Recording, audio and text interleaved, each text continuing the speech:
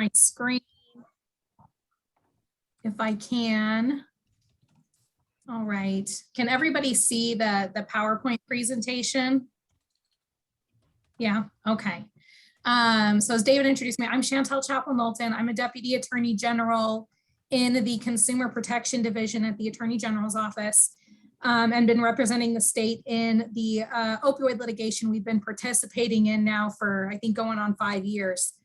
And this presentation is about a settlement we reached with 4 of the defendants, Johnson & Johnson, an opioid manufacturer, and then 3 major opioid distributors.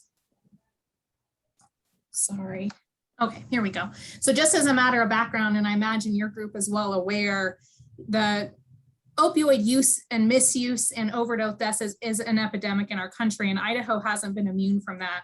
And this is just showing really one metric, which is opioid deaths in Idaho. And as you can see from this chart, it's increased exponentially in Idaho. We have basically, it's tripled in the last decade. And I do want to mention that these numbers that we got from the Drug Overdose Prevention Program are actually understated, because in Idaho, a lot of coroners do not have the technology or the ability to differentiate what drug causes an overdose. So these statistics only include drug overdoses that were specifically attributed to opioids in the coroner report. So this, we believe, is an underestimation of opioid deaths in Idaho. So for several years after identifying this epidemic, several states and local governments nationally participated in investigations and then filed actions against companies that we felt played a role and were responsible for this epidemic in the country. And these settlements resolved claims against Johnson & Johnson, like I stated, who was an opioid manufacturer, and then 3 major opioid distributors, AmerisourceBergen, Cardinal Health, and McKesson. The state entered into these settlement agreements in August of 2021. And because the state entered into these agreements, local governments in the state of Idaho also became eligible to participate. And these settlements are going to help the state in addressing the opioid epidemic really in 2 ways. One, they provide funds for opioid remediation, and there is some very broad injunctive relief as part of these settlements that we believe is also going to be very helpful. Before I get to the money, we can talk about injunctive relief. The big one is going to be an independent overseer of opioid distribution is going to be appointed, so that there is what we think it will be more meaningful oversight than has been previously, and that's going to be paid for by the defendants. Additionally, there's going to be a national database that will be funded by the defendants that will keep track of and help stop delivery of opioids to pharmacies where there is diversion and misuse occurring. Additionally, Johnson & Johnson has just agreed that they're going to stop manufacturing opioids as part of the settlement. Sorry, I want to pause here for a second. I know David mentioned this, but I am happy to answer any questions during any point in the presentation. This is really about giving you all information. So if there's something I'm not talking about that you want an answer to, please feel free just to chime in. Moving on from injunctive relief, we can talk about funding. So in total, on a nationwide scale, these settlements totaled $26 billion. Of that money, Idaho can get up to $120 million. And I say up to because these settlements are unique in that they're very incentive based, meaning by the state just signing on, we got $64 million.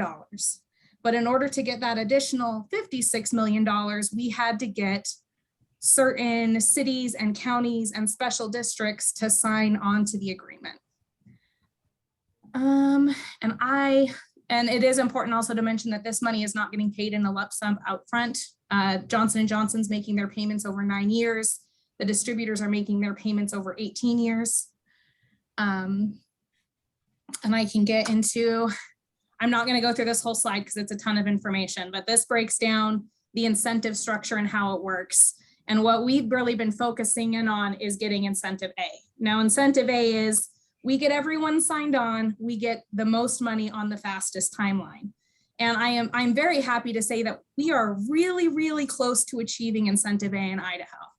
So in order to get incentive A, we needed to get all 44 counties, all cities with more than 10,000 in population, which is 24 cities in the state of Idaho, all school districts with more than 25,000 students, all fire districts with more than 25,000 in population, and all hospital districts with more than 125 beds. And I can tell you, as of right now, we literally need 2 school districts to sign on, and we have incentive A, and we're waiting from releases from West Data School District and Boise School District. And we do anticipate that those 2 school districts are going to be considering signing on hopefully this month, so we can get fully get incentive A. And what that means is I'm sorry, go ahead. Shantel, I can give you some good news. Is I had some conversations with West Data, and it sounds like they are good to go. So no, I appreciate that. I know, I think, did you say I went to a board meeting in February, and I believe the last thing I heard is they're going to consider it at their next meeting. Yeah. Hopefully we get their releases here in the next couple of months. So once we get those 2 school districts signed on, we'll achieve $50 million for incentive A, and then plus the $6 million for incentive D. And if you really look at that, if we get incentive A, we get incentive D kind of automatically is how it works. So we will achieve the full amount of money available to the state of Idaho. The other benefit we get is under the Johnson & Johnson agreement, we get the first 4 years of payments on the first payment date, which when I did the math kind of increases that first payment it's about 10 times bigger than it would have been. So for us, that's a big value. It increases the present value of the settlement. In addition, just gives us a bigger chunk of money to work with to establish programs faster. All right, so we get all this money for the state of Idaho. Where is the money going is the next question. And I can tell you my job over the last 6 months has been negotiating with literally every county, all 24 cities, and all 7 health districts to come up with how are we going to split this money amongst us. And that culminated in the Idaho Opioid Settlement Interstate Allocation Agreement. Under this agreement, all of the funds have to be spent on approved opioid remediation programs. And those are actually listed out very specifically in an exhibit to the agreement that's available online if you want to look at it. It's titled Exhibit A to the Opioid Settlement Agreement. It's very specific and also we think very comprehensive of opioid remediation programs. In addition, all of the expenditures have to be annually reported to the Attorney General's office. And our intention is to have those made publicly available by posting them on our website so folks can see how the opioid settlement funds are being used. Of the $120 million, the state is going to get 40%, and our legislature last year set up a dedicated fund for that money that's called the State Directed Opioid Settlement Fund. And appropriations from that fund are made by the legislature based on recommendations by the Idaho Behavioral Health Council. And we actually are working with the Idaho Behavioral Health Council now to figure out how exactly that process is going to work for the recommendations to be made. Although we should be getting some money this year, it's anticipated that those no recommendations are going to be made this legislative session. So the first year that money will actually be expended from that fund will be next year in a legislative session 2023. So that's the target date we're working off for state funds. Participating cities and counties get 40% of the money. And you can see there's an Exhibit B that's referenced here. There's a very specific allocation of how that 40% is split between cities and counties.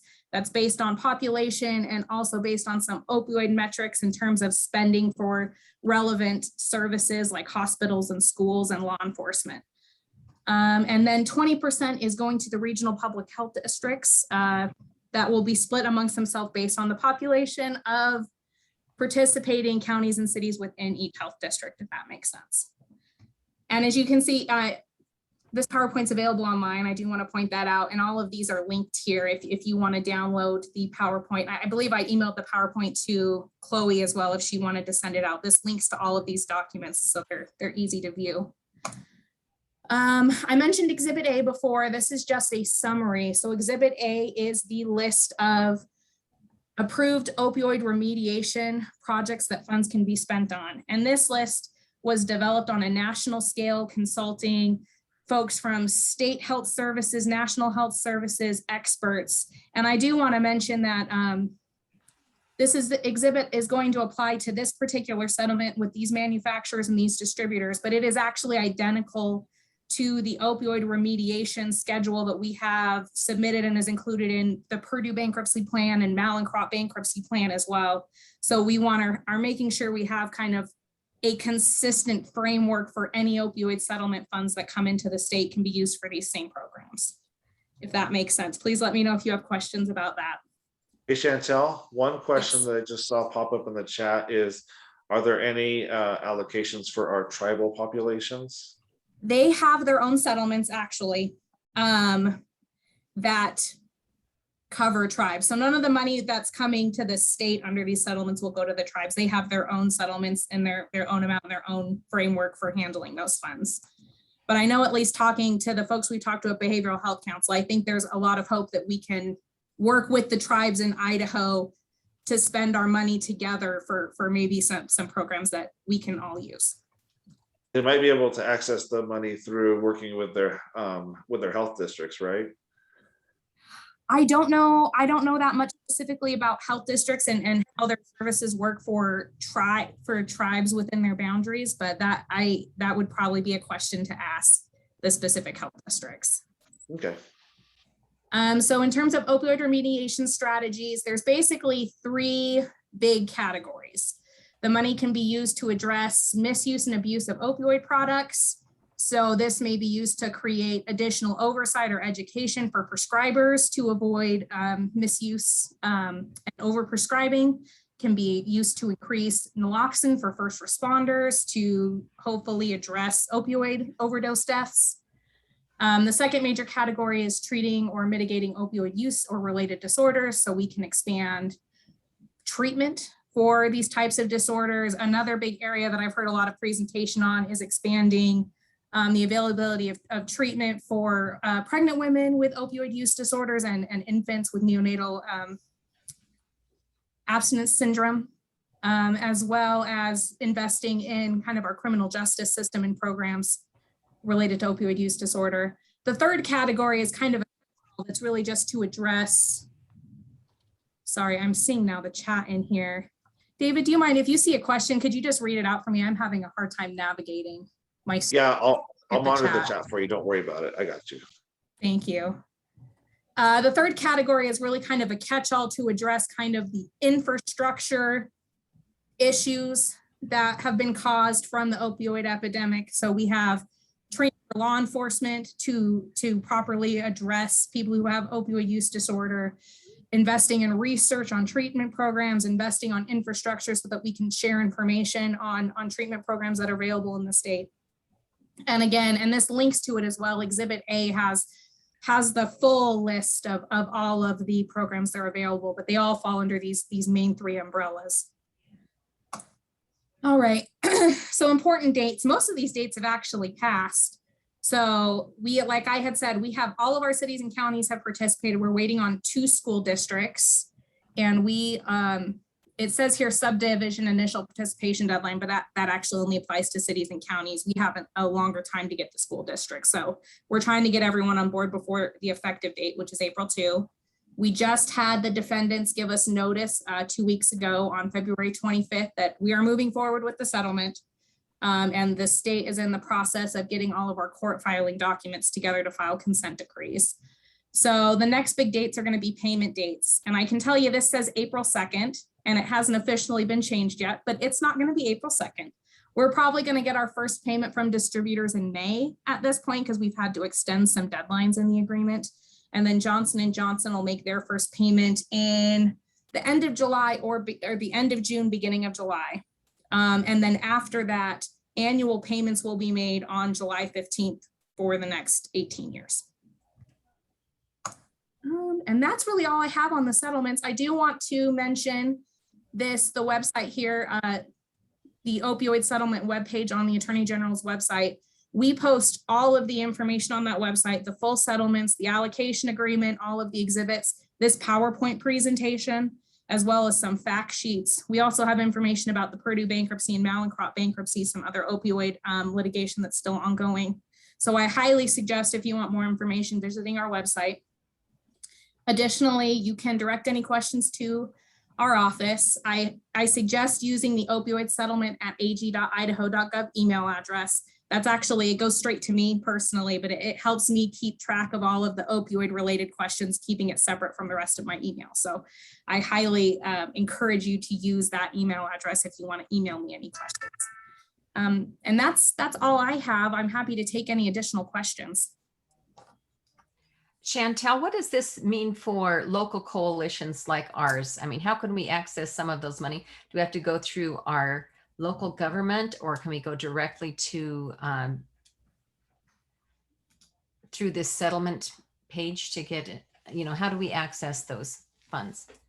So the funding, it would be going to your local governments, your cities, your counties, your health districts, or the legislature. And we are in the process of working with the Behavioral Health Council to set up the process for how they make decisions about where to spend money, and if there's going to be some kind of grant application process. That has not been finalized yet, but what I can tell you is once that is finalized, we will have that on our opioid website for accessing information on that.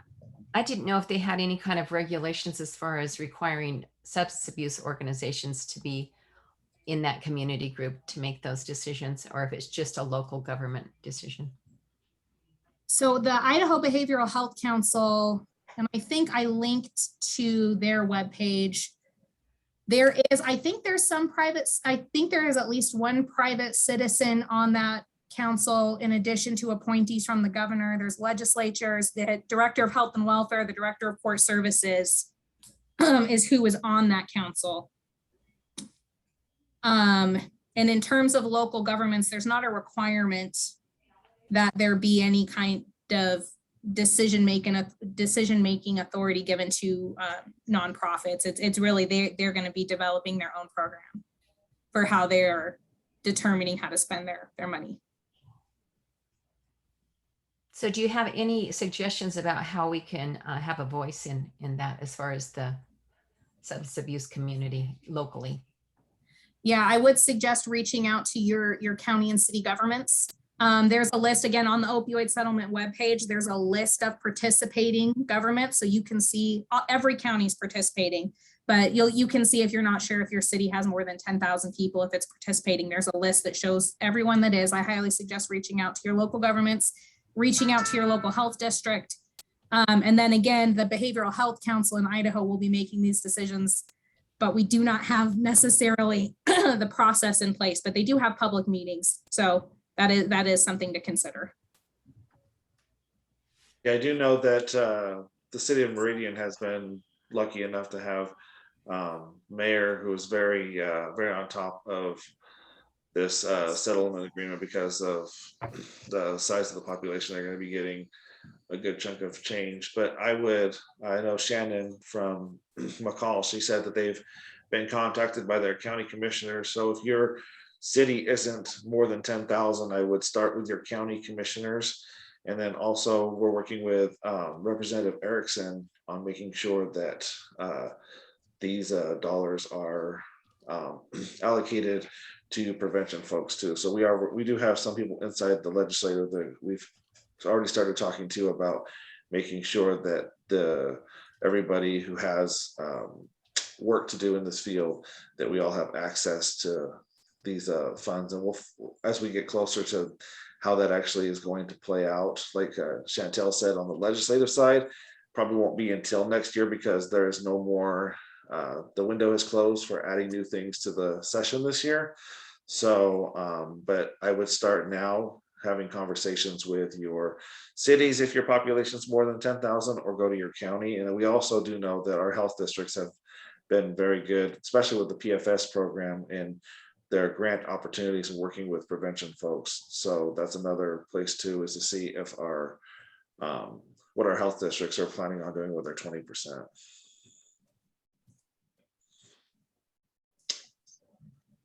All right. Well, thank you, Shantel. Does anybody else have any more questions before we let Shantel go? I just thank you for being here, Shantel. We just, as we look at the requirements, the things that they're supposed to be spent on, those are things that we work on every day in our own community. So it'd be great to plug in with our county commissioners or whoever we need to for that. Thank you for being here. That was Thank you. And Very again, feel free to email me if any questions come up after the presentation. That always happens to me like 10 minutes after. I'm like, oh, I should have asked that question. So please feel free to email me. All right. Thank you so much. Thank you. And David, it looks like you are on the docket for new business. Yes. So we, as everybody knows, we held a last, well, it was, I believe it was July and August of last year, we held our first virtual grant writing workshop series with Debbie Evans out in Lapway, and it went well. We competed with a lot of vacations and kids going to school, and I got hospitalized with COVID. That was fun. So it was a fun wrap up to the workshop, but it was a good workshop. People who attended did learn a lot, and we actually had requests even from the Office of Drug Policy that we do it again. And although we did not get a chance to line up to partner with ODP with the block grant funds, we have set up an amazing grant writing workshop series again. We've listened to some of the input we got post workshop to make sure that people were heard. So we made some minor adjustments. I believe we've pared it down to twice a week, 2 hours a day, correct, Debbie? I heard someone chime in. That's correct. Chloe. It was Chloe. So it is going to be a little more concise, and Debbie is much more confident than she was last time about her abilities to run an online workshop. She did a really good job last time, and Chloe was extremely helpful in that. The one thing that we do need to deal with is has been a cost increase. There was probably should have been a cost increase last time, but we had already approved the original amount. So Debbie was happy. It was nice enough to let us move forward at the reduced rate. But there is a increase from, we paid $3,000 for it last year. We're paying, the cost is going to be $4,000 this year. This is worked into the budget that we submitted with our grant, so there's no reason to make any changes to the budget. I just need would like to get approval from the membership to spend this money so we can move forward with this workshop. We do have a full workshop with diverse people from all across the state, all kinds of different organizations, all working in our prevention field. Some of our PFS coordinators have also signed up, which is really neat. So to support those folks that do the work for us in those areas where we are lean or we don't have any active coalitions working. So if I could get a motion to approve this spending in a second. Can you say again how much it's going to be? And I move to approve the spending. Can you tell us again how much it is and how much it costs for people to? Is it free to anybody, or are we covering the whole bill, or are you charging people? So the cost is $4,000. We are not charging anybody for this. This is free to attend. And the registration, Chloe, help me out with the registration. It went out and we closed it when? We closed at the beginning of last week. We had reached our cap for registrants. So we have, I believe we have 14 different people registered, and I don't believe we have one person from each organization, correct, Chloe? I don't believe there's not like 5 or 6 people all from one organization. no.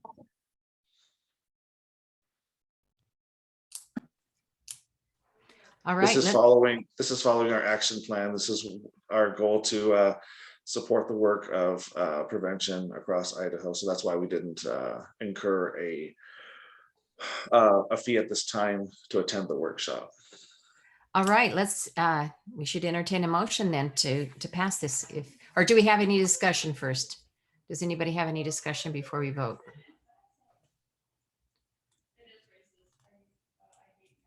All right. Does anyone want to entertain a motion? Rose, I think you had one. I was right there, man. I move that we spend the $4,000 for this grant writing workshop, because Debbie always does such a good job with that. So I move to approve the cost for the grant writing workshop. This This is Sophia. Kendall. I second. Kendall, All right. fight you for it. All in favor? Aye. I, Anybody opposed? All right, it looks like it's approved, David. Awesome, thank you. there's a couple questions in the chat. Natasha had a question and I was just wondering what the dates were on that again.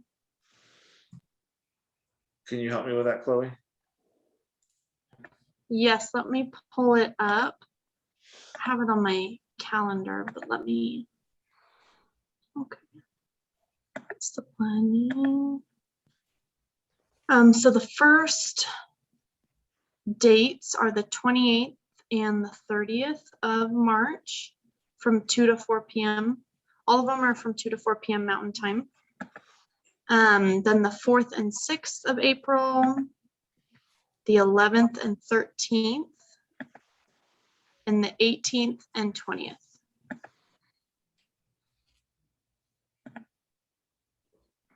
And I see Natasha is interested. Natasha, can you send us an email and we can look at the space? I know Debbie wanted to cap it at a specific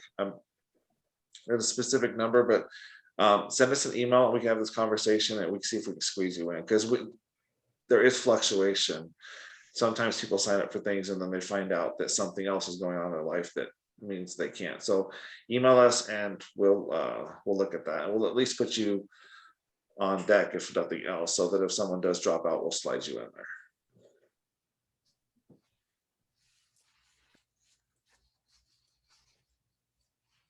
Cool. Did you want me to talk about the next thing too, Sharon? Right, and I don't know if it was you or Chloe that came up with the application, but it looks nice. So Chloe either one of you guys. Chloe did the application. So you want to talk about the I'll talk about, so you guys have been asking, I know Kendall, Debbie, a couple others have been asking about this, and I apologize, we just didn't have, our approval was at the end of the calendar year, and then CADCA and everything else made the first of the year very interesting. But we have set aside for each of our coalitions to apply for up to a $3,000 grant to bring to hold a workshop or bring a prevention program to your coalition. There was a couple of conversations that were had when we were talking about putting together the budget for our carryover for last year, which was sizable. And we talked about billboard campaign, we talked about strategic planning, and it really seemed like just having opportunity for people to bring a program to their coalition to do something in their coalition, people were more open to that. So that looks like where we're going to go. Chloe has crafted, as she has up on the screen. You want to talk about the application that you created, Chloe? Sure. So I'm not going to read through the whole thing. I'm going to send this out with the minutes as well, but it's just a quick 2-page application. The main thing at the front, the prerequisite, is just that applicants do need to be paying CCI members, but you can do that as an individual, as a coalition, or as any community organization. So that hopefully will be inclusive to anyone that wants to apply for it. And then just our application, like David had said, we do need to spend those funds before our next grant cycle. So that's kind of why that end date is in there. They'll be distributed as a first come first served basis. And we're going to have that review period to be up to 30 days. It shouldn't take that long, but just so you're aware, once you submit it from that submission date, that'll be kind of the time frame. It'll be within those 30 days. And then the reporting on it is really simple. We just want to be able to include your strategy or initiative within our reports as well. and show how that funding is supporting prevention strategies. So that's kind of why this reporting criteria is there. The biggest piece being the narrative, explaining kind of the event outcomes and then any data associated with it. So if you're awarded the funds, please do gather data like you would with any other strategy. And then this is, really fancy application. Just this information that we need. And then the biggest thing being that, look, there's typo. Being that kind of narrative explanation of why you would like the grant, the mini grant, and kind of some details about it that would help us understand more about it. And if we need any follow-up, we'd be able to contact whoever it is that's applying and then an alternate person as well. Does anyone have any questions about the application? Now, just a reminder to everyone that this was approved last November and we approved $3,000 for up to 12 coalitions. So that's already been approved, that part. And one of the things that I wanted to ask the coalition is, I was wondering if there's somebody else who wanted to be a part of looking over the applications and making sure that it fits to what the needs are. So, I mean, Chloe and I are more than welcome. Rose, do you have something? I will help with that if you need it. Okay. Is there anybody else who would like to be a part? I would like to have a couple coalition members. Chloe and I have no problem going through them, but we're the staff here. I'm a coalition member for a different coalition, so I want to make sure I'm very move forward. So is there anybody else who would like to be a part of reviewing the applications? Well, this isn't really competitive, right? So it really should be a matter of just if they've met the criteria of the short application. So it shouldn't be a difficult thing. No, just want to make sure that we're not the only ones. So, okay. So thank you, Rose, for volunteering to help us out with looking over those applications. Like Chloe said, those applications will go out with the minutes, and we look forward to all of your guys' wonderful ideas on how you're going to help us spend those carryover monies and get this prevention work going. Next thing, do you want me to do the DEA, or do you got that, Sharon? It's April 30th, and basically we have just really utilized the Office of Drug Policy's packet that they have. It's had great information. We could use ads out of it, yard signs, all kinds of different things. So thanks to Office of Drug Policy for making that available to all of us. You can add to that, David. Yeah, and what like Marianne did, Marianne Dozier did in Region 5, I believe. Please let us know if you are having any problems with existing, like you had a drug take back day before, but you're having a hard time putting it together for whatever reason. Short of heading to your region, we did that for Chloe and I did that for Region 5, but we've built in some amazing partners across Idaho that are ready and willing to provide bodies to get things done. So please let us know. It looks like we are working with Marianne in Region 5 to grow the Take Back event days in Region 5, working with Officer Dietz, with the Twin Falls County Sheriff's Department, and all of the partners there. There's 2 nonprofit organizations that are working with Marianne, I believe, and we're just looking to support them however we can. And some great partners that came in with that, with Weenhoff Drug Testing sent staff out to physically man the location. So there's lots of partners that we have that are ready and willing to help where they can. So if you guys are having any struggles, let us know. We would love to help see how we could support you guys on the statewide side of things. And then I believe do we want to do prevention legislation updates now, or save that for I believe that for the legislative committee. We can save it and do it under the legislative committee together. Okay. So I guess we're ready to move to subcommittee reports. We'll start with the workforce development and planning committee. So Sylvia has taken over that committee. Chloe and I have been working with her on that. Really want to thank, I don't know if Rebecca is on, but I really want to thank Rebecca and Charlene for starting this committee. As Chloe and I have both said multiple times, it was extremely helpful in getting us, helping us get our work done and find trainings and mini, the mini trainings and the monthly trainings. So it was a really good tool. So I'm glad that Sylvia jumped on there with us. We have a couple of opportunities. Pull up real quick. Hugh Life, if you guys remember, Hugh Life had a series of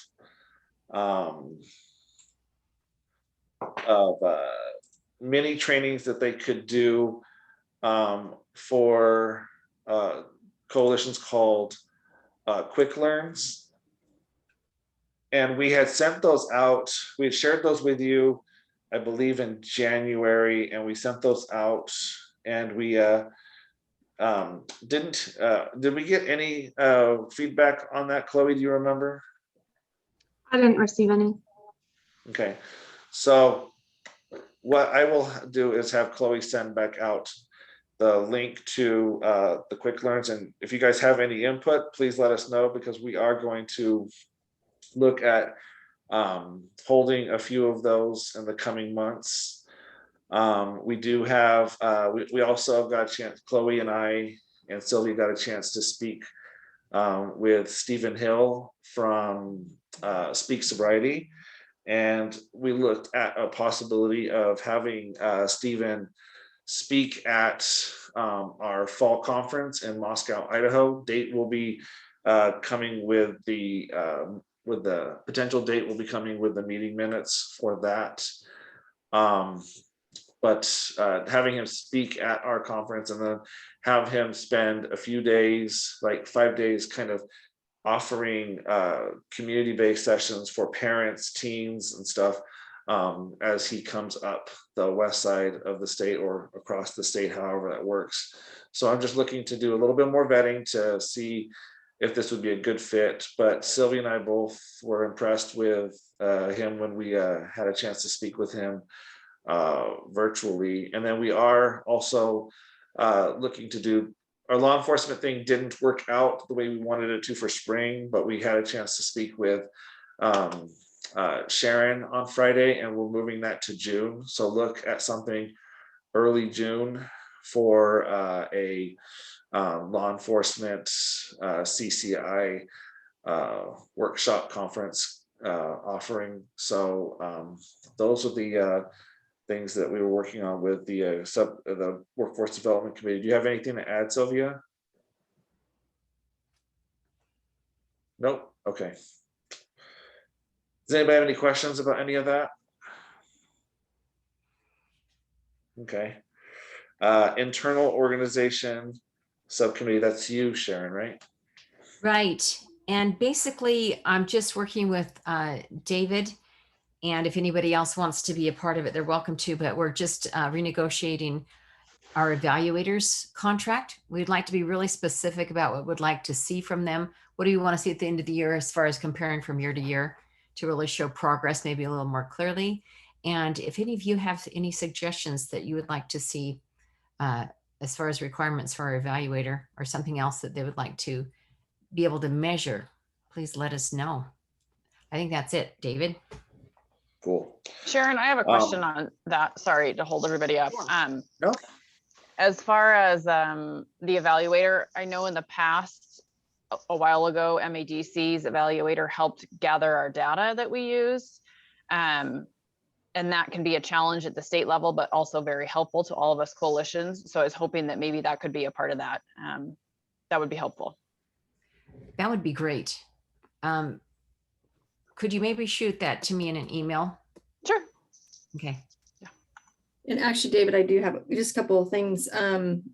Just a reminder, if any of you run across anybody else that you think would be dynamic and helpful to your coalition, if you can, shoot that to Chloe or David, and we can check them out for you if you haven't yet. But I wanted to bring up too, David, about ICAD. Have we made a decision on that as far as will CCI be scholarshiping? Has anything on that been done? Because that's No, coming up pretty quickly. We Yeah. don't, but we do have that under updates on the, we'll be Okay. talking about trainings. All right. I will stop right there. Yes, we need those questions though. So keep your Okay. question. are there any more questions on the first two updates from the first two committees? Okay, so Kendall, you're up. Okie doke. So I see that we're running a little behind on the agenda time-wise, so I'll buzz through these, and then if you guys have questions or suggestions, you can let me know. Helped prepare, it's been a while since we met, but we helped prepare information to send with CCI to DC. So that was prior to that trip for them. And then watching legislation, we've been watching House Bill 446, which has to do with nabiximols, which is a pharmaceutical drug that contains THC and CBD. I can expand on that, but for time's sake, unless somebody has questions, you might be familiar with it. I'll wait for questions. Senate Bill 1308 had to do with the age of servers for serving alcohol. And I worked quite a bit on this one too. And thank you to David for the heads up on this one. It kind of skipped past me. And then worked with the city of Meridian to get a statement on that on behalf of MADC as well, and sent that out. And I did get some emails this morning from Senator Grow requesting permission to share that on the floor as far as testimony. So that's good. We'll see what happens with that one. Senate Bill 1284 is the tobacco 21. So that's been introduced, oh gosh, 4 or 5 years in a row now to raise the age for tobacco to 21. Nabiximols is expected to pass. The age for service for alcohol. Oh my gosh, I'm mixing them up. You might be able to fill in too, David. I think it passed the Senate, but hasn't passed. It passed the Senate, but it has not even received a hearing yet in committee in the House. That's right. And what I've heard is that it's kind of DOA. Yes, because thank you. nobody wants to address it, and the session's almost over, thank God. So we're watching that one, but we seem to have done a good job keeping our 17-year-olds out of serving alcohol. So yes, thank you for filling in. Sometimes it starts to blend together. And then House 688, I had put that in the chat. That has to do with tracking the opioid funding. So that's one way you can kind of log in and do your legislative tracking and see where that's at. And then, yes, as David said, March 25th is the target date to end session. And then I think it's really important to at least bring it up at this moment for consideration to plan for the next legislative session, that we try to get a co-sponsor or sponsors to introduce the prohibiting advertising of controlled substances. It was introduced last session, and I'd really like to see CCI try to bring that back and have that come back again. That's been a conversation that's come up with MADC partnering with the Meridian Speedway and some of the sponsors there that are dispensaries in Oregon. So anyway, so that would be something that I think we should seriously consider for the next legislative session. And then if there are specific advocates or legislators that were super proactive in supporting prevention, could you send me their names and maybe what they worked on, so that we can work on our list of thank yous too as the session comes to a close. one thing I wanted to ask you, Kendall, because I kind of lost track of it. What happened with the local control over ordinances targeting like flavors, vape liquids with tobacco products? I remember that bill was introduced. I kind of lost track of it with 1308. Did you? To be honest, I haven't been tracking that one either. I can look it back up and check my bill tracker as we continue with the meeting and get an update. Sounds good. Another thing that was requested of CCI as a whole was to, as we have successfully beat back 2 medical marijuana initiatives. Both initiatives are far from collecting enough signatures. Had a few conversations with Monty this week. And then also, so neither one of them, one is completely given up, and now they're just looking to support pro marijuana candidates. And then Russ Belville's PAMDA one is also DOA. He's basically given up because he hasn't gotten a signature. So we successfully once again stopped initiatives from even qualifying for a ballot. So that's a big time win. And we had no legislation introduced this legislative session in regards to legalizing marijuana, which was something that we had heard was going to happen. So I wanted to know what the coalition thought of a press release that we could send out to kind of shout out some of these wins that we have had with, once again, beating back legislation. That was one of the things that Senator Groh and a few others have asked if we would be open to doing that, so that we could kind of highlight the fact that we've once again remained marijuana free here in Idaho. So if anyone has any input on that, me and Chloe could craft that with Kendall and then kind of send it out for everyone's approval before it's official. You're muted, Sharon.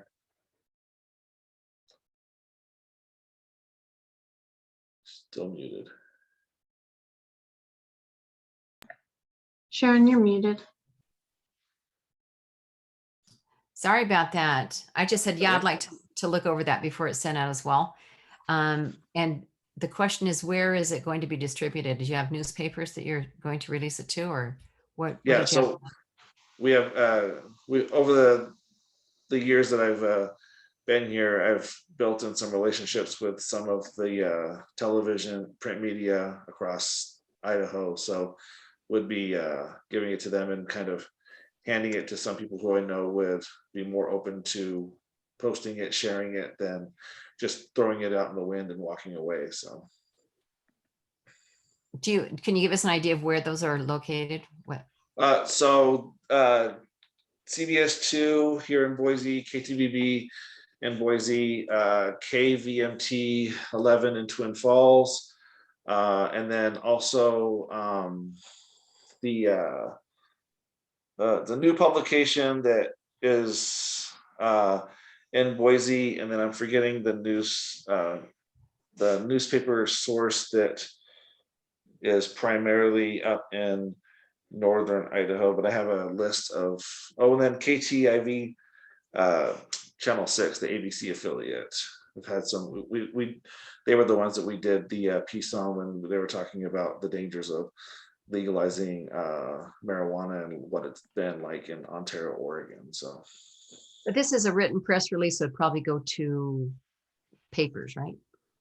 yes, but the nice thing about the TV media is they have websites that they also put written stories on, and then they share these out via their social media channels. And there's this app that I have that a lot of other people have that pushes all of the relevant story news data that's happening in your area that you're affiliated with directly to your phone. So it's really good, even if it's just a media piece that they don't do anything with outside of collecting the print and posting it. If they post it, it gives us an opportunity to be seen in front of other people. That was the request. I thought I'm a big media guy, so anytime I'm open to doing this whenever it's the occasion arises. So so Idaho Falls area will have somebody, you'd like to post. Yeah, I don't have a connection there, but I would send it out to the newspapers and media sources out in the Idaho Falls area too. I just don't have any solid connections there yet. I do have that information if you need it, and I'm sure Chloe does too. But Okay. Yeah, that would be a good opportunity. Anyone that has any media partnerships or connections directly, that always helps, because when these press releases go out, it doesn't mean that they're going to actually share them. So having that partnership will help with that, hopefully, fingers crossed. So any suggestions that any coalitions have throughout the state, please send those to David and Chloe, and then we'll work on that. Oh, another one that we do have that we helped with MADC with their Recovery Day event was with CADCA as well. We'll be sending it out to CADCA, and CADCA is looking for opportunities to highlight what we're doing out here in Idaho. So there's another opportunity as well. Before we move on, I know we're running super long on the legislative stuff, but I checked on Senate Bill 1285. I believe that's the one you were referring to, David. It looks like it was Yes. amended and it's now filed for its third reading. It's passed on the Senate side and it's on the House side. Okay.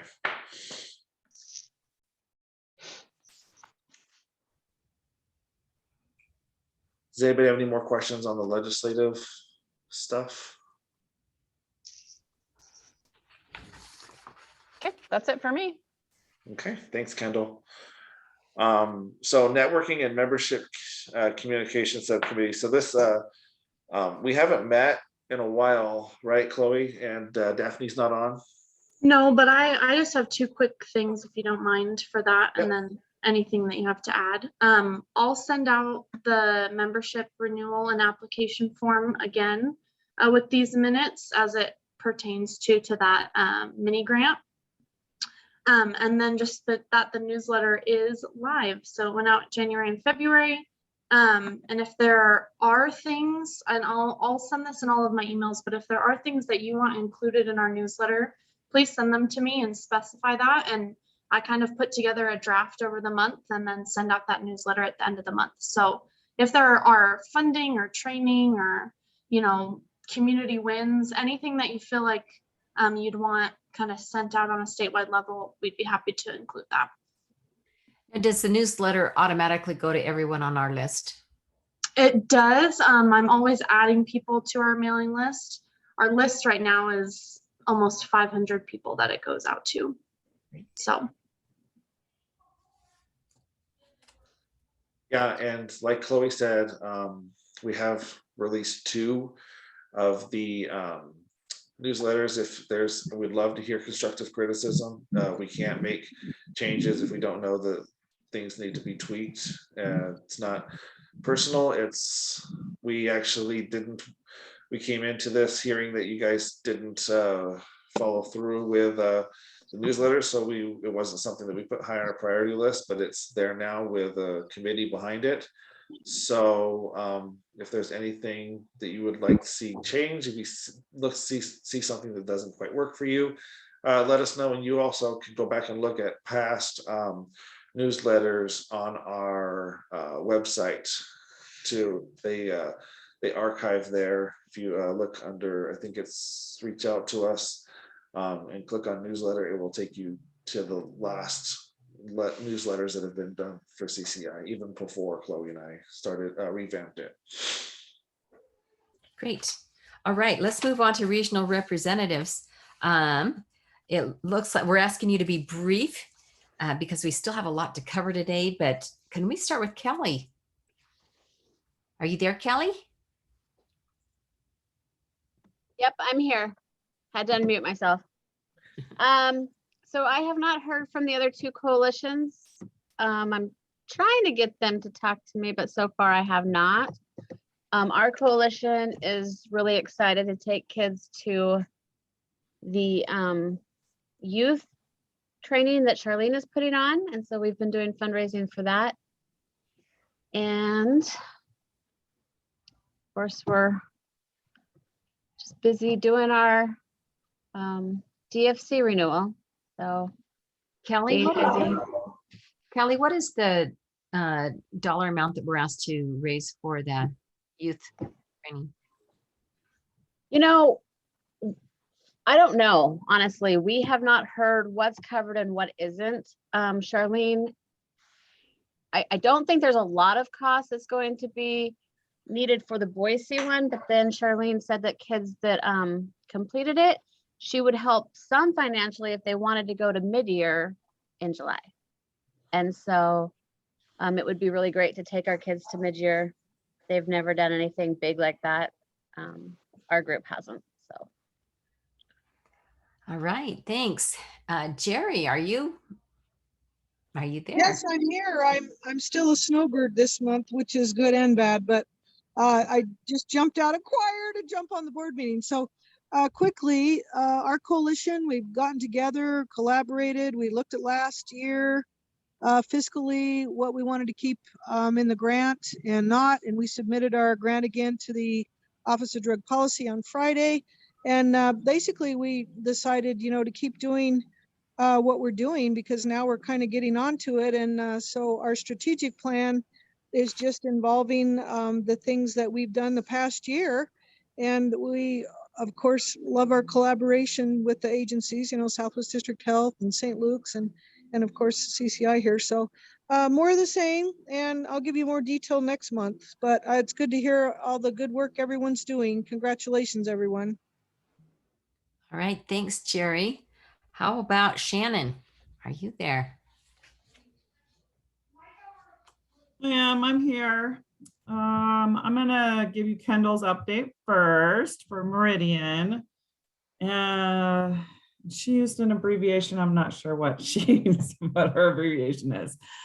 So they have, it looks like, been to 3 neighborhood watch meetings to discuss what has been going on in legislation. And then prevention updates throughout PD, which I'm not really sure what PD stands for. Probably school district of some kind. I'm so sorry. Police department. Oh, there you go. All right. Sorry. Okay. I was in a hurry. They have a spring planning.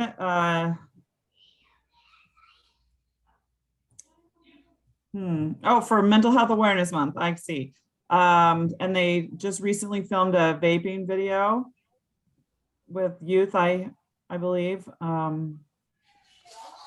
She has the grant from CDH for West Ada School District new signs in the district, and the Idaho State Liquor Distributors Red Ribbon Week speakers. And her anti-drug coordinator position is going full-time in March, which I'm sure will be a blessing for her. And they are teaching life skills classes on Fridays.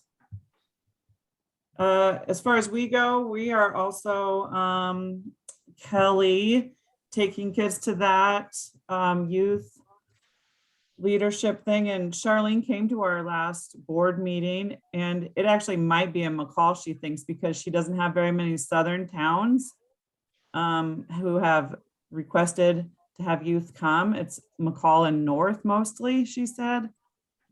And I was under the impression when she was talking to us that for the mid-year CADCA, they were going to cover flights, hotels, and the cost of the youth's admissions, as long as they pass the 2-year, they did the 2-day training that Idaho's putting on. So maybe just food and then other things, but I would email her to double check that. It sounded like that they had enough money left to cover a lot of stuff, but only 10 kids per group were going to be allowed to come. Not groups were not going to be allowed to take like 20 youth with them. So we've been working on distributing the DTERA display cases from Central District Health that they got a grant to cover. So you guys all know what those are, I think. And yeah, other than that, just Planet Youth. Central District Health in Boise is hiring me someone to work my Planet Youth program in Cascade, and then Tara Woodward on here with Southwest District Health is helping fund an intern in the New Meadows division. So hopefully those will just keep moving forward. That's about it for us, I think. Right. Well, thanks, Shannon. Marianne, are you available? Yes, I am.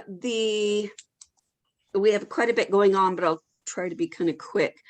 One of the things that we are doing is we're starting a lock, monitor, and dispose campaign. We are offering medication lock boxes and doTERRA drug deactivation bags through primarily suicide prevention or suicide coalitions. I'm partnering with our drug overdose prevention program and our suicide prevention program. And we'll be going through some of the schools that have been asking for different types of assistance like that. The juvenile probation offices have been asking for assistance. Several different groups have been asking to be a part of this particular program. And then we're also doing a youth mental health and suicide prevention campaign, which will include trying to get screenings of the My Ascension video out. Schools have been overwhelmed so much with COVID that we haven't been able to do it specifically through school this school year. Some of them are asking, can they just try to look ahead and maybe do it next school year? To me, it's like, well, now is when we really need it to get out to the young people. It's a great video. So if anybody thinks of other ideas, I do have, for instance, our Lincoln County Youth Center, which is fairly new. They want to show it, and they are going to promote it to their entire Lincoln County, not just through schools. So that's one avenue that we're going through. But anybody have any ideas? I've been contacting a lot of different groups, and everybody has the general idea of, but it's too difficult right now. We're still trying to deal with COVID numbers and issues that are making it difficult on us and all of those things. And I'm sure everybody's hearing in some cases. But with that youth mental health program, we are also including developing a journal that is specific for teens. We almost have it completed. We're still looking and getting cost quotes on the printing of that, because we did find that if we just ordered some that are out there and available, one, they're very plain. Some of them are just lines in a book. Some of them that have a little more to that, they cost like $26 a book. So doing it ourselves, we can get 200 page, not 200 sheets, but 200 pages in a journal printed for around anywhere from $9 to $12, it looks like so far with the quotes we're getting in. So we're going to get a lot of those printed out and out. I have, Dave mentioned the Drug Takeback Day help they assisted with. Again, thank you very much for that help in October. It was so last minute. I wasn't sure we'd get them done. But now we have one group that has said they want to run the Twin Falls event. The Weinhoff group said they can run an event in Burley for us. And then we have the Walker Center that is still discussing whether they have the manpower and everything to do one in Gooding. So I'd like to be able to do that. NAMI has not responded. They originally told me they were going to do the April event, but I have not got a confirmation that they're actually doing that. So that would take us from doing one Drug Takeback Day event in our entire 8 counties district to at least 3, possibly 4. So that's a whole lot better. And a lot of that was through David and Chloe's help in getting people a little more aware in District 5. So thank you again very much for that. I'll leave it at that. We're doing some other stuff, but I know we're a little pressed for time. You're muted, Sharon. Thanks, Marianne. Does anybody have, I have a little bit for Region 7. Does anybody have Marco's report? I texted him and he said he was going to send it to you. So if he didn't, Okay. he must have forgotten. I didn't. We might have to do some catching up in next month with him.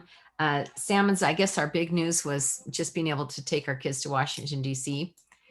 They loved it. They were able to speak to Senator Craple's office. He got called out at the last minute. We got to talk to his aide. They had a great experience presenting for that. I was able to talk to Simpson's office, or Simpson. We talked to him about concerns about marijuana. Hi. The effect of legalization on the availability of the kids in Idaho even. And also we have tonight, our kids are going to do a town hall meeting on the things that they learned to present to our communities. We're also going to have Johnny's ambassador will be doing a virtual segment of our meeting tonight at our town hall. And for March, we have a film festival that the kids are going to be presenting. So that's kind of it for Salmon, but we'll have to catch you up next time on Marco's group and David's group as well, the other David. All right, let's go on to our PFS regional coordinators. Amy, do we have an Amy here today? Amy's not able to join us. Kaylee? Hi, I know for District 1, they're still looking to hire someone for the position. That's my update for District 1. Okay. I can tell you about District 2. So we've been doing a lot in the last couple of months. We started a prevention video contest with the University of Idaho students. So hopefully I'll get some submissions soon, and we'll be able to, we're going to adapt that into an advertisement, hopefully. We have our spring break sticker shock campaign about to start at the liquor stores across the region. We've been also doing some of the lock, monitor, dispose campaign that Marianne talked about with my drug overdose prevention and suicide prevention coordinators, distributing lock boxes, drug deactivation kits, the display kits, and some brochures. We had a youth mental health first aid training last month. There was pretty good attendance. We have a mental health first aid training later this week. And we have a strengthening families facilitator training next week. We still have room to register for that. So if anyone is interested in that, you can reach out to me. I can send you the flyer, Chloe and David too, if you would like. Please do. I think that's all of our updates for the last few months. All right, you've been busy. How about Tara? Take it away. Everybody. So in Region 3, we are currently working on finalizing 2 environmental project subgrants. So working to get some lights in a park and then maybe some sensors in a school to see how that goes. We've planned an expert training at a local school that we'll have later this spring, and then are looking for other opportunities to have additional expert trainings in the region. And then we're partnering up with Central District Health. Becca will be having some expert trainings in Central region around the same time. So since we're neighbors, we're kind of tag teaming on bringing the trainer to town from out of state to do those trainings. So exciting that there's going to be some crosswork there. We had a DITEP training last month with some libraries, and then my coworker, a suicide prevention coordinator, with PFS funds, she has just become certified in youth mental health first aid. So she's going to be working on providing that training to organizations throughout the region this spring and moving forward now that she's trained in that. And then let's see what else here. NAMI is having some community resilience model trainings regionally throughout the state, and they're able to provide scholarships for a certain amount of seats. And then we're hoping to provide, if those seats fill, additional funds for any youth serving professional who wants to attend that serves Region 3 So supporting that, and that's going to be at Southwest District Health at the end of this month, March 31st and April 1st. Let's see, as Shannon mentioned, we are going to be hopefully supporting the Planet Youth Initiative up in New Meadows. So really excited about that. Also working on the Lock Monitor Dispose Deterra kind of project. Shannon, I have some materials to get up to you to that region. And then, yeah, I think that's most of it. Hopefully doing a, training a group in positive action. But yeah, that sums it up, I think, for the most part. That's a lot. All right. We don't have Rebecca with us today, do we? Didn't No, see her. Rebecca. Okay. Let me see. Marianne, did you already kind of give a recap, Marianne? For Well, I wanted to update a little bit more. One thing, this is one group that maybe will help. I have a couple of different youth groups that are very interested in taking the teen mental health first aid class. However, I have found out that, and to back up, the teen mental health first aid class is for teens about teens. So it is kind of a mentoring peer-to-peer type class, whereas mental health first aid is adults about youth, and then youth mental health first aid is, or that's, mental health is just adult to adult, youth mental health is adults for youth, teen mental health is teen to teen. Come to find out, we have no instructors certified to teach teen mental health first aid anywhere in Idaho.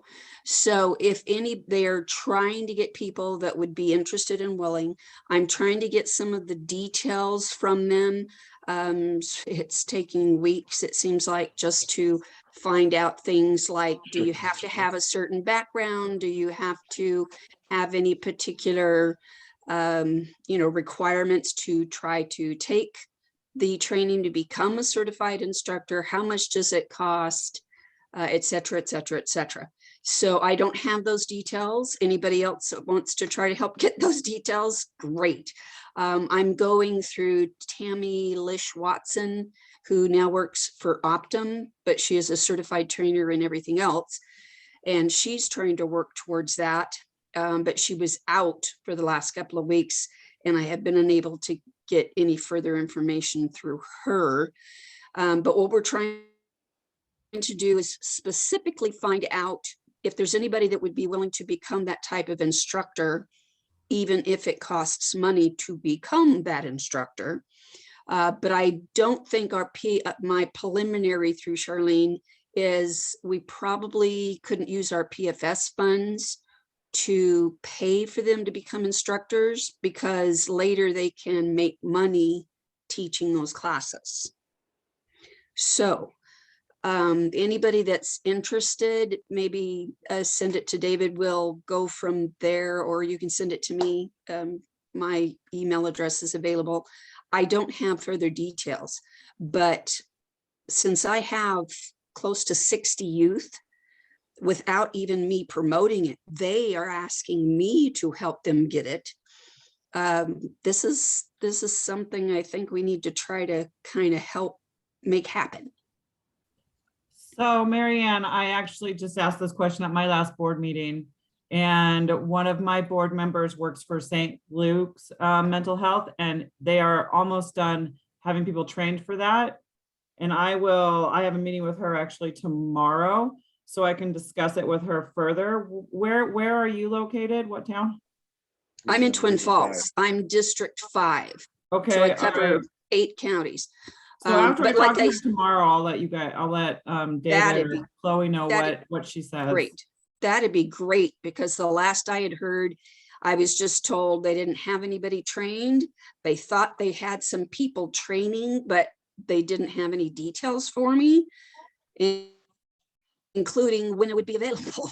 So yeah, Marianne, anything. also, we'll send you the contact for Danielle Scott, U of I extension, and I think she's in the other side of Washington, in Washington, just the other side of the border of Idaho. But she did the training for Lapway, and she has access to some trainers. So we'll send you her contact. You can reach out to her, and hopefully she might be able to help you out too. Perfect. And Perfect. That'd be wonderful.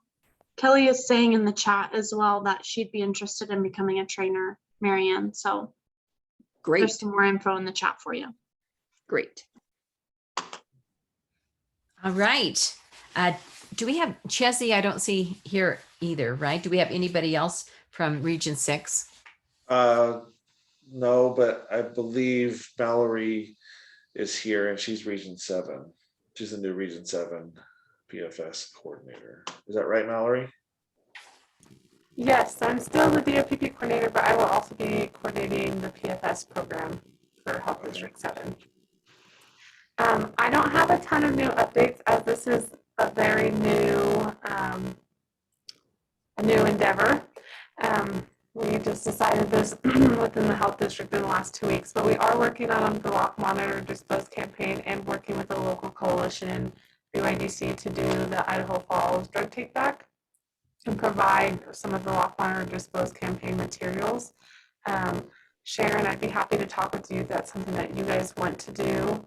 I know we've kind of talked about that with the sheriff up there, but we can talk more about that if you'd like to have some materials for a drug take back up there. And then we are working on a DITEP training, and hopefully I have more updates for you guys at the next meeting as well.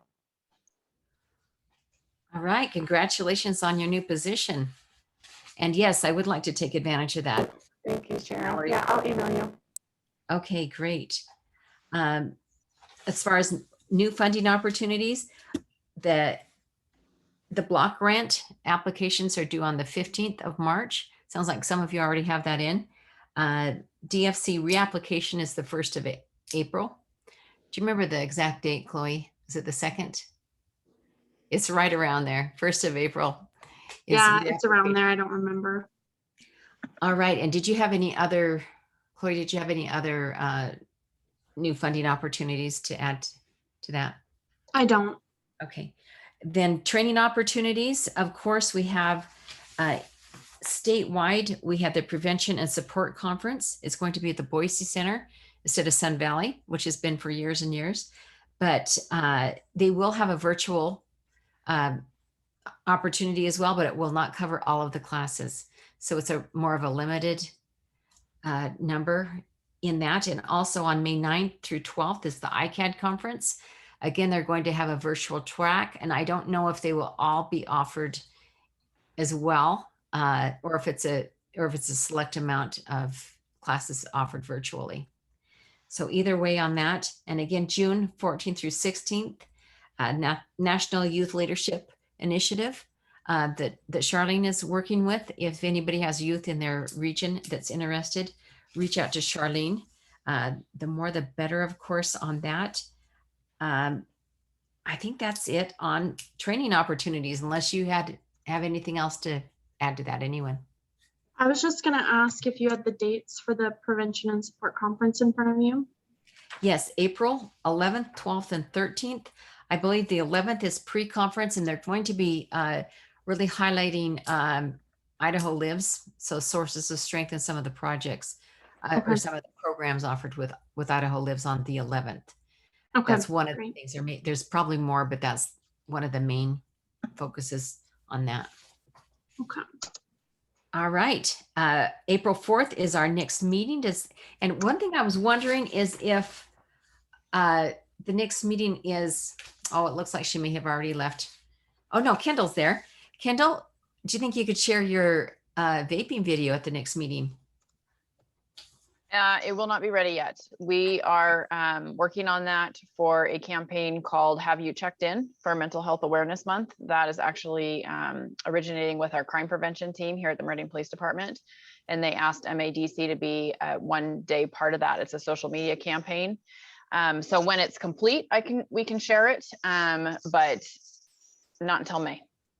Well, we'd love to see it. And if you would ask them if you can share it with other communities, that'd be really nice. Yep, we'll do. Share your good work. And also just it's really great to hear how many of you are using the youth mental health, seeing how many places in the state are able to get that. So If nobody has does anybody have anything else to add to our meeting today? Thank you all for being here, and you're doing amazing work. I'm always in awe at what gets done in your regions and areas. And thank you, Chloe and David. And Chloe did some great work last minute putting together that application for us for the grant. And we appreciate all that the employees do. So we'll see you on the 4th of April. Perfect. Do we need to call to adjourn, Sharon, or? Oh, should we do that? Sure. Do we have a motion to adjourn? This is Kendall, a motion to adjourn the meeting. Do we have a second? This will be, I'll make a second. All in favor? Aye. Any Aye. opposed? All right. Thanks for being here. Thanks, Bye-bye. everybody.